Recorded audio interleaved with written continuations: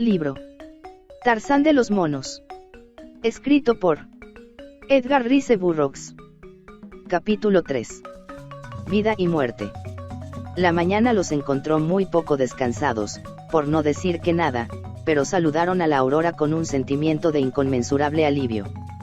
Tan pronto hubo consumido su frugal desayuno de tocino salado, café y galletas, Clayton puso manos a la tarea de construir su casa, convencido como estaba de que no podrían sentirse a salvo durante la noche, ni disfrutarían de paz espiritual, a no ser que contasen con 4 sólidas paredes que les separasen eficaz y protectoramente de la vida que bullía en la selva. La labor fue ardua y le costó buena parte de un mes, aunque solo construyó una pequeña habitación. Una cabaña de troncos de unos 15 centímetros de diámetro, cuyos intersticios rellenó con arcilla que extrajo del suelo, tras excavar unos polmos bajo la superficie. Con piedras de tamaño adecuado, que encontró en la playa, dispuso una chimenea en un lado del interior de la cabaña. También unió las piedras con barro y, una vez concluido el chamizo, lo revocó aplicando una capa de arcilla de unos 10 centímetros de espesor por toda la fachada. Cubrió el hueco de la ventana con un trenzado de ramitas, entretejidas vertical y horizontalmente, de forma que constituían una especie de parrilla enrejada lo bastante sólida como para resistir los embates de un animal de respetable fuerza. De esa manera podían tener aire y ventilación sin menoscabo de la seguridad de la vivienda. Montó el tejado, en forma de A, con un plano de pequeñas ramas muy juntas, sobre las que extendió una capa de hojas de palmera y largas hierbas de la selva, sobre las que extendió finalmente una capa de barro. Fabricó la puerta con tablas de las cajas en que llevaba sus cosas, clavándolas atravesadas entre sí, en diversas capas, hasta constituir un cuerpo sólido de unos 7 centímetros de grosor y de aspecto tan firme y sólido que al contemplarlo ambos no pudieron por menos que echarse a reír, muy satisfechos. Tropezó entonces Clayton con la mayor dificultad de todas porque, una vez construida la maciza puerta, no tenía medios para fijarla en su sitio. Tras 2 jornadas de laboriosos esfuerzos, sin embargo, consiguió fabricarse 2 robustas bisagras de madera durísima, con las que pudo montar la puerta de modo que se abriera y se cerrara fácilmente. El estucado del interior de las paredes y los demás detalles finales lo realizó después de estar instalados dentro de su nuevo hogar, cosa que hicieron en cuanto el tejado estuvo en su sitio. Por la noche, apilaban las cajas delante de la puerta y disponían así de una habitación relativamente segura y confortable. La construcción del mobiliario, cama, sillas y estantes, fue tarea más bien sencilla, en comparación, y al término del segundo mes se encontraban perfectamente instalados, aunque el continuo temor a que les atacasen las fieras de la selva y la creciente impresión de soledad les impedía sentirse todo lo cómodos y felices que hubieran deseado. Durante las horas nocturnas, bestias imponentes gruñían y rugían en torno a la minúscula cabaña, pero uno puede llegar a acostumbrarse de tal modo a los ruidos que se repiten, que acaba por no prestarles atención y por dormir como un tronco toda la noche. En 3 ocasiones columbraron fugazmente figuras semejantes a hombres gigantescos como la que habían vislumbrado la primera noche, pero nunca estuvieron lo bastante cerca como para determinar con certeza si aquellas formas entrevistas eran de hombres o de fieras. Los micos y los pájaros multicolores se habituaron enseguida a la presencia de los nuevos vecinos y como evidentemente era la primera vez que veían seres humanos, en cuanto superaron la alarma inicial, fueron acercándose cada vez más, impelidos por esa extraña curiosidad que domina a las criaturas salvajes del monte, de la selva y de la llanura, de forma que antes de que hubiese transcurrido un mes, las aves llegaban incluso a aceptar la comida que les ofrecían las manos amistosas de los Clayton. Estaba Clayton una tarde trabajando en la ampliación de la cabaña, a la que tenía intención de añadir varias habitaciones, cuando cierto número de aquellos grotescos amiguitos llegaron chillando y emitiendo agudos gruñidos de temor. Huían a través de los árboles, procedentes del cerro. En su carrera no dejaban de volver la cabeza repetidamente para mirar hacia atrás, asustados. Por último, se detuvieron cerca de Clayton y empezaron a chapurrear excitadamente, como si tratasen de advertirle de que se aproximaba un peligro. Finalmente, Lord Greystoke vio lo que aterraba a los micos, el hombre bestia que Alice y él habían vislumbrado fugazmente en alguna que otra ocasión. Se acercaba a través de la selva, medio erguido, apoyando en el suelo de vez en cuando el dorso de sus cerrados puños. Era un enorme simio antropoide de cuya garganta, mientras avanzaba, salían profundos refunfuños guturales y aullos semejantes a ladridos. Clayton se encontraba a cierta distancia de la cabaña, de la que se había alejado en busca de un árbol que fuese particularmente apropiado para sus operaciones constructoras. Los meses de continua seguridad, en el transcurso de los cuales no había visto durante el día fiera peligrosa alguna, le hicieron confiarse de tal modo que dejaba descuidadamente en la cabaña los rifles y revólveres. Y entonces, al ver acercarse a aquel mono gigantesco que aplastaba la maleza mientras se dirigía hacia él, sin dejarle prácticamente ninguna vía de escape, Clayton notó que un vago y ligero escalofrío recorría su columna vertebral. Se daba perfecta cuenta de que, armado solo con un hacha, sus posibilidades de salir bien librado frente a aquel monstruo feroz eran realmente escasas. Y Alice pensó, oh, Dios santo. ¿Qué será de Alice? Existía, no obstante, una remota posibilidad de llegar a la cabaña. Dio media vuelta y echó a correr hacia ella, al tiempo que lanzaba un grito de aviso para que su esposa se apresurara a cerrar la puerta en el caso de que el enorme simio le cortase a él la retirada. Lady Greystoke estaba sentada cerca de la cabaña y al oír el grito de su marido alzó la cabeza y vio al mono que, con una agilidad casi increíble en un simio tan pesado y de tales proporciones, saltaba en un veloz intento de adelantarse a Clayton.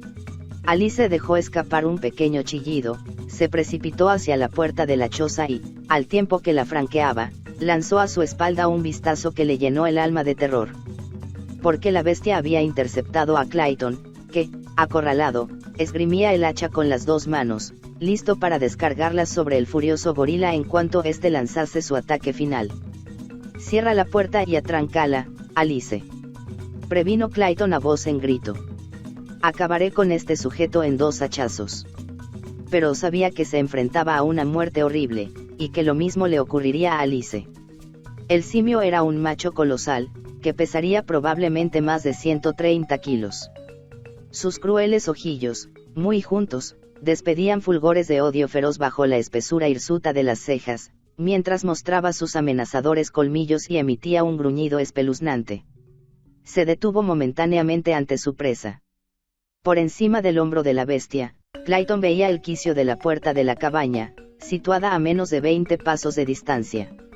Le invadió una oleada de horror al ver salir a su joven esposa, armada con uno de los rifles.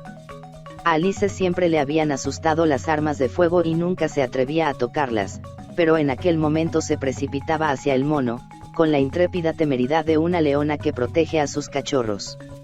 «Atrás, Alice», gritó Clayton. «Por el amor de Dios, atrás».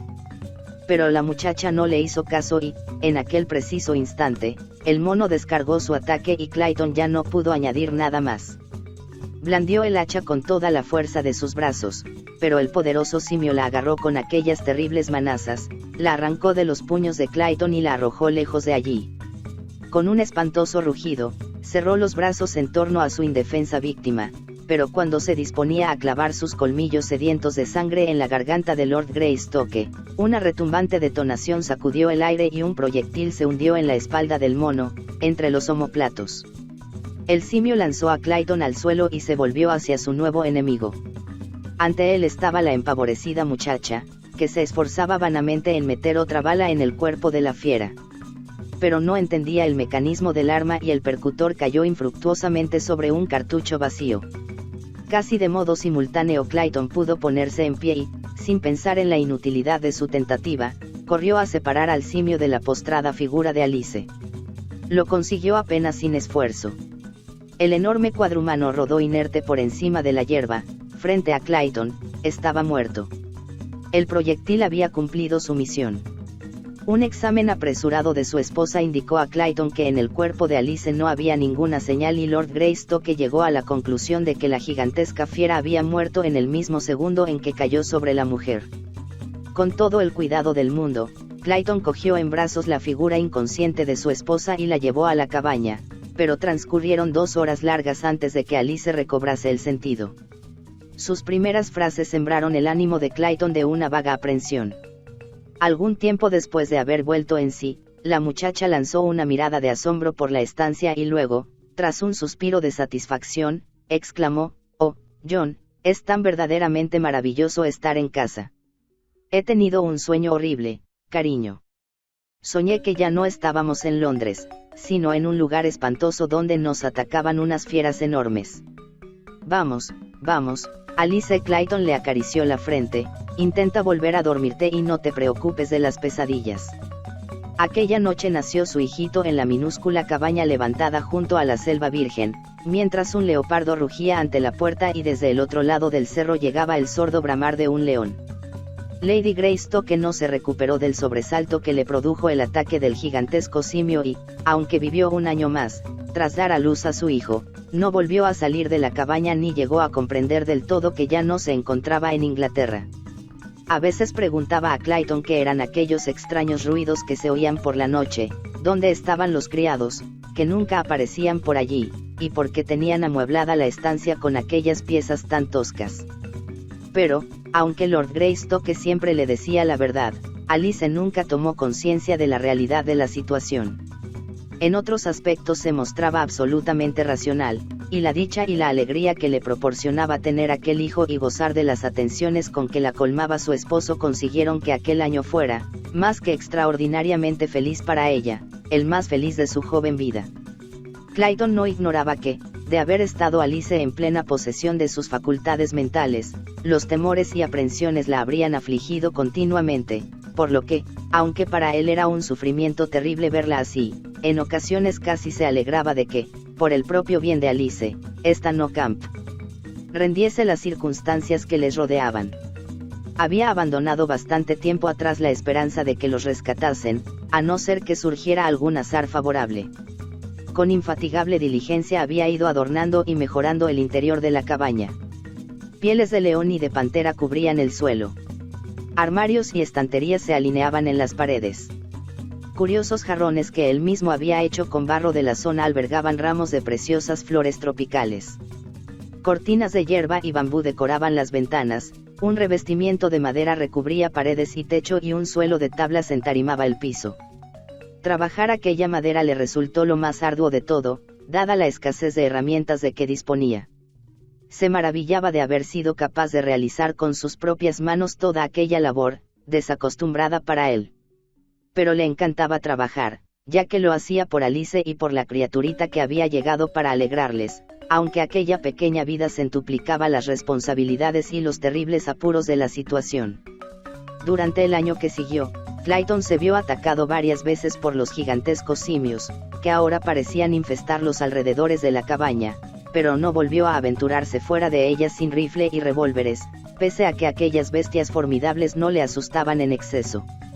Había reforzado la protección de las ventanas y colocado en la puerta un pestillo especial de madera. De modo que cuando salía a cazar o a recoger frutos, lo que hacía asiduamente ya que era imprescindible para asegurar la subsistencia, se marchaba con la seguridad de que ninguna fiera podía irrumpir en la casa. Al principio cazaba bastante disparando desde las ventanas de la cabaña, pero el instinto no tardó en inculcar en los animales un saludable temor hacia aquella extraña guarida de la que brotaba el terrorífico trueno que producía el rifle de Clayton. En sus ratos de ocio, Lord Greystoke leía, con frecuencia en voz alta para que Alice lo escuchara, alguno de los libros que había llevado para el nuevo hogar del matrimonio. Entre esos volúmenes figuraban varios infantiles libros ilustrados, cartillas, libros de lectura, porque sabía que su hijo habría cumplido los años suficientes para aprovecharlos antes de que pudieran regresar a Inglaterra. En otras ocasiones, Clayton dedicaba su tiempo a escribir su diario, que se había acostumbrado a llevar en francés y en el que dejaba constancia de los detalles de su nada corriente existencia. Ese diario lo guardaba bajo llave en una cajita metálica. Un año justo después del nacimiento del niño, Lady Alice falleció silenciosamente durante la noche. Era tan apacible la mujer que transcurrieron unas horas antes de que Clayton se percatara de que su esposa había muerto. Lo espantoso de la situación fue filtrándose muy despacio en el ánimo de Clayton y es harto dudoso que llegara a comprender alguna vez toda la magnitud de su dolor y la terrible responsabilidad que caía sobre sus hombros, representada por la ineludible obligación de cuidar de aquel ser, su hijo, Todd. Había un niño de pecho. La última anotación que hizo en su diario data de la mañana siguiente al fallecimiento de Lady Alice. Allí refiere Clayton los desconsolados detalles en un estilo sencillo que añade ternura a su lamento.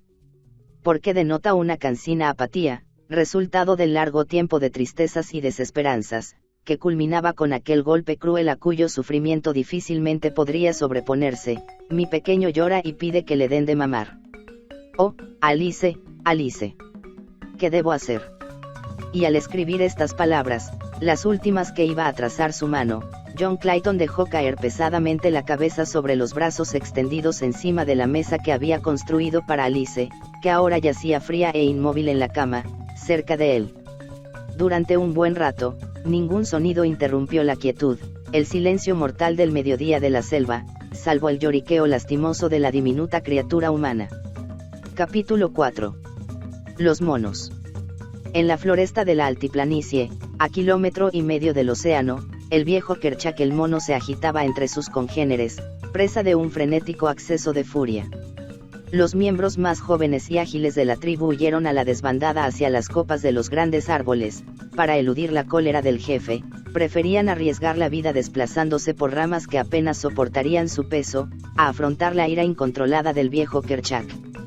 Los demás machos se dispersaron en todas direcciones, pero no antes de que la exasperada bestia hubiese quebrado con sus poderosas y espumeantes mandíbulas las vértebras de uno de ellos. Una desgraciada hembra joven resbaló en la insegura rama que la sostenía y fue a parar al suelo, casi a los pies de Kerchak. Al tiempo que profería un grito salvaje, la bestia se precipitó sobre ella, le desgarró una buena parte del costado de una feroz dentellada y luego empezó a golpearla sañudamente en los hombros y en la cabeza, con una rama rota, hasta hacerle trizas el cráneo. La mirada de Kerchak se posó después en Kala, que había ido en busca de alimento y regresaba con su hijito, ajena por completo al estado de iracundia violenta en que se encontraba el viejo macho. De súbito, los chillidos de aviso de sus semejantes la advirtieron y Kala intentó emprender una loca huida. Pero Kerchak se encontraba muy cerca de ella, tan cerca que poco le faltó para agarrarla de un tobillo. El macho lo hubiera conseguido de no andar Kala lo suficientemente lista como para dar un gran salto en el espacio y lanzarse de un árbol a otro, una maniobra peligrosísima, que los simios rara vez intentan, a menos que se vean acorralados por alguna amenaza y no tengan más alternativa. El primer salto le salió muy bien, pero cuando se agarraba a la rama del otro árbol, la repentina sacudida del movimiento hizo que se desprendiera la cría que se aferraba a su cuello y Kala vio que su hijito, entre aullidos espeluznantes, caía retorciéndose y dando volteretas en el aire, hasta estrellarse contra el suelo, tras un descenso de 10 metros.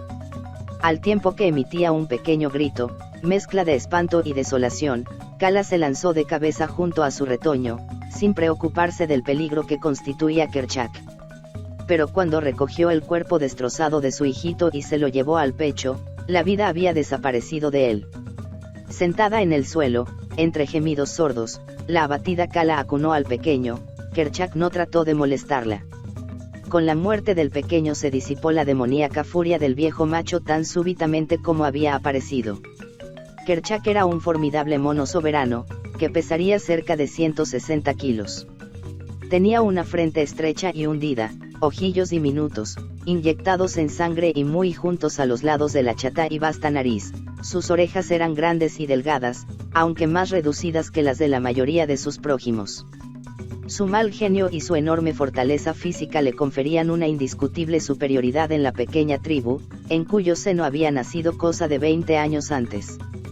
Se encontraba en la plenitud de la vida y en todo el bosque por el que se desplazaba no había un solo congénere que osara discutirle la supremacía de la jefatura, como tampoco se atrevían a incomodarle los demás animales gigantescos de la selva.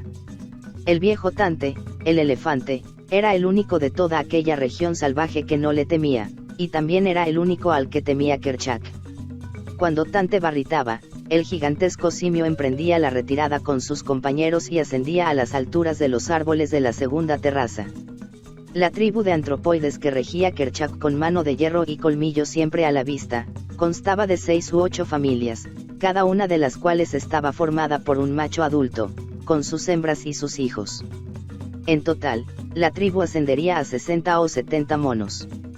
Kala era la compañera más joven de un macho llamado Two-Blood, que quiere decir nariz partida, y la cría que la mona había visto morir al precipitarse contra el suelo era el primer hijo que alumbraba, porque Kala solo tenía 9 o 10 años.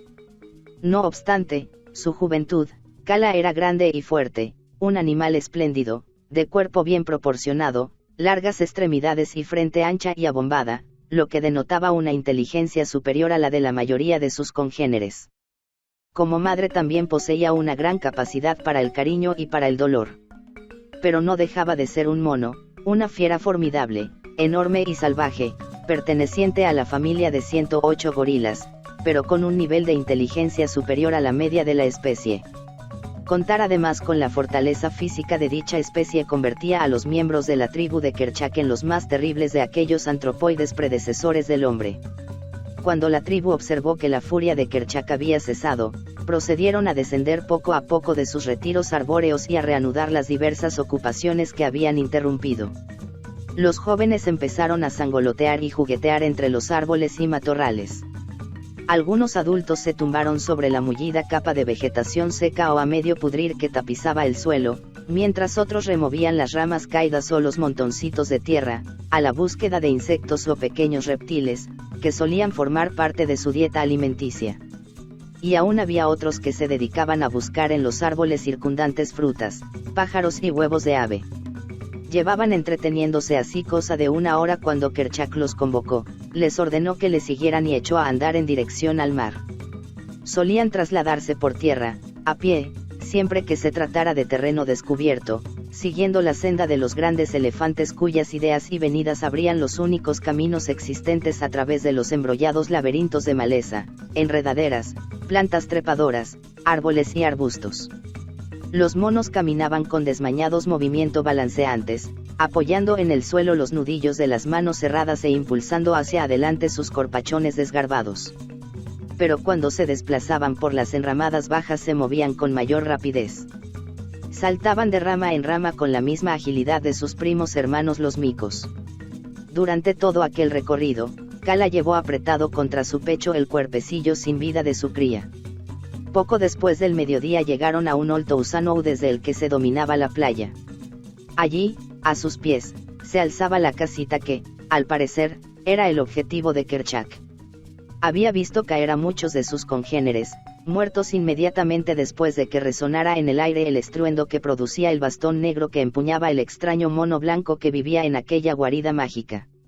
Y, en su mente bestial, Kerchak había adoptado la determinación de apoderarse de aquel mortífero instrumento y explorar el interior del misterioso cubil.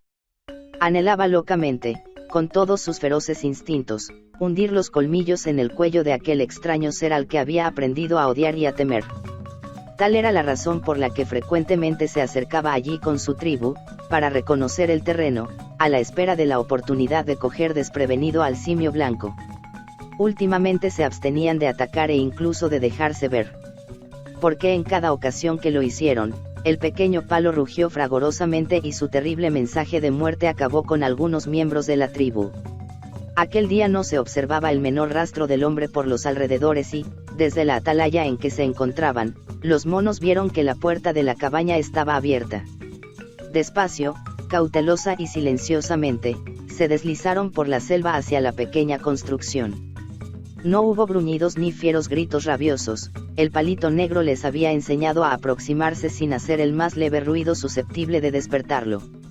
Fueron avanzando poco a poco y, por último, el propio Kerchak se llegó a la puerta y asomó sigilosamente la cabeza para echar un vistazo al interior. Tras él iban dos machos y, a continuación, Kala, que seguía estrechando contra el pecho el cadáver de su hijo. Dentro de la guarida vieron al extraño mono blanco con medio cuerpo echado sobre la mesa y la cabeza enterrada entre los brazos. En el lecho había una figura cubierta por una lona y de una minúscula y rústica cuna se elevaban los lloriqueantes gemidos de un cachorro. Kerchak entró silenciosamente, encogido sobre sí mismo, preparado para atacar. En aquel momento, John Clayton se incorporó con súbito impulso y su mirada tropezó con los simios. El cuadro que vieron sus ojos debió de inundarle de horror, porque allí, en la misma puerta, pero dentro de la estancia, se hallaban tres enormes monos, detrás de los cuales se arracimaban varios más. No llegó a saber cuántos, porque sus revólveres colgaban en la pared del fondo, junto al rifle, y Kerchak desencadenaba ya su asalto. Cuando el mono rey soltó la desmadejada figura de quien había sido John Clayton, Lord Greystoke proyectó su atención sobre la cunita.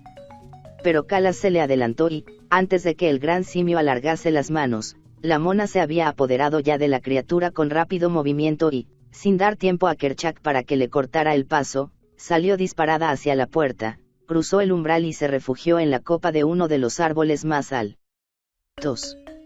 Al tiempo que cogía el niño de Alice Clayton, Kala dejó caer el cadáver de su retoño en la cuna vacía, porque los gemidos de aquella criatura viva despertaron en el pecho de la mona el estímulo maternal que el hijo muerto ya no podía alentar. En las ramas superiores de aquel árbol gigantesco, la mona apretó contra sí el gimoteante chiquillo y el instinto, tan predominante en el ánimo de aquella fiera como lo había sido en el de la tierna y hermosa madre el instinto del amor materno, no tardó en transmitir sus ondas tranquilizadoras al cerebro medio formado del cachorro de hombre, que al instante dejó de llorar. Después, el hambre colmó el foso que los separaba y el hijo de un lord inglés y una dama inglesa se amamantó en el pecho de Kala, la gran mona salvaje. Mientras, los simios que se encontraban en el interior de la cabaña examinaban cautelosamente lo que contenía aquella insólita guarida. Una vez convencido de que Clayton estaba muerto, Kerchak dedicó su atención a lo que yacía sobre la cama, cubierto por un trozo de vela de barco. Cautelosamente levantó una esquina del sudario, pero cuando vio el cuerpo de la mujer que había debajo tiró con brusquedad de la lona y cogió entre sus peludas manazas la blanca e inmóvil garganta. Un momento después hundía profundamente los dedos en la fría carne y, al percatarse de que la mujer ya estaba muerta, se apartó de ella para examinar el resto de lo que había en el cuarto. No volvió a perder el tiempo con los cadáveres de Lady Alice o Sir John. Captó su atención el rifle que colgaba en una de las paredes. Era el extraño palo, ensordecedor y mortífero cuya posesión llevaba meses anhelando, pero ahora que lo tenía a su alcance casi le faltaba valor para cogerlo. Se fue acercando a aquel objeto, con toda la prudencia del mundo, listo para emprender la retirada precipitadamente si aquel barrote soltaba alguno de los profundos bramidos que Kerchak ya había escuchado en otras ocasiones, cuando encañonaba a aquellos miembros de su tribu que, impulsados por la ignorancia o la imprudencia, atacaban a aquel prodigioso simio blanco que lo esgrimía. En lo profundo del cerebro de la bestia algo le aseguró que aquel bastón tonante solo era peligroso cuando lo empuñase alguien que supiera manipularlo, pero tuvieron que transcurrir varios minutos antes de que el mono se decidiera a tocarlo. En vez de hacerlo enseguida, anduvo de un lado a otro del cuarto, paseándose por delante del rifle y volviendo la cabeza para que ni por un segundo dejaran sus ojos de contemplar aquel objeto de deseo. Se valía de sus largos brazos como un hombre utiliza las muletas, mientras su cuerpo se bamboleaba a derecha e izquierda al ritmo de las zancadas de sus idas y venidas. Todo ello sin dejar de emitir profundos gruñidos que de vez en cuando alternaba con alguno de aquellos alaridos penetrantes, sin duda el sonido más aterrador de toda la jungla. Se detuvo por fin frente al arma. Alzó despacio una de sus manos enormes hasta casi tocar con los dedos el brillante cañón del rifle, pero la retiró con brusquedad y reanudó sus celéricos pasos. Fue como si con aquel despliegue de osadía y con la ayuda de su salvaje vozarrón, la enorme bestia tratara de infundirse el suficiente valor para empuñar el rifle. Volvió a detenerse delante del arma y en esa oportunidad consiguió el objetivo de llevar su mano reacia hasta el frío acero. Solo para retirarla automáticamente y emprender de nuevo su nervioso paseo. La extraña ceremonia se repitió varias veces, pero de una para otra el mono fue adquiriendo confianza hasta que, finalmente, el rifle abandonó el gancho del que colgaba y las manos del gigantesco simio lo sostuvieron. Al comprobar que no le causaba ningún daño, Kerchak procedió a estudiarlo con más interés. Sus dedos la recorrieron de un extremo a otro, miró por el agujero de la boca hacia las negras profundidades internas del cañón, acarició el punto de mira, la recámara, la culata y, por último, el gatillo. Mientras realizaba aquellas operaciones, algunos monos habían entrado en la cabaña y permanecían sentados en el suelo, junto a la puerta, con la mirada fija en el cacique de la tribu. Los de fuera, apiñados ante la entrada, extendían el cuello para echar un vistazo a lo que pasaba dentro. Inopinadamente el dedo de Kerchak apretó el gatillo. se produjo un rugido ensordecedor en la pequeña estancia y los monos que estaban a un lado y otro de la puerta tropezaron atropelladamente y cayeron unos sobre otros en su frenética precipitación fugitiva. Kerchak se llevó también un susto de muerte, tan aterrado se quedó que ni siquiera tuvo ánimo suficiente para arrojar lejos de sí el objeto causante de aquel estrépito terrible. El simio salió disparado hacia la puerta, con el rifle aún firmemente apretado en su mano. Al franquear el hueco, el punto de mira del arma se enganchó en el borde de la puerta, que se abría hacia adentro, y el ímpetu de la huida de Kerchak hizo que la hoja de madera se cerrase a sus espaldas. Kerchak se detuvo a escasa distancia de la cabaña y, al darse cuenta de que aún llevaba cogido el rifle, se apresuró a soltarlo como si se tratara de un hierro al rojo vivo. No efectuó ningún otro intento de recogerlo, la atronadora detonación había sido demasiado para los nervios del simio. No obstante, ahora tenía el absoluto convencimiento de que aquel palo era completamente inofensivo si se le dejaba en paz, si no se le tocaba.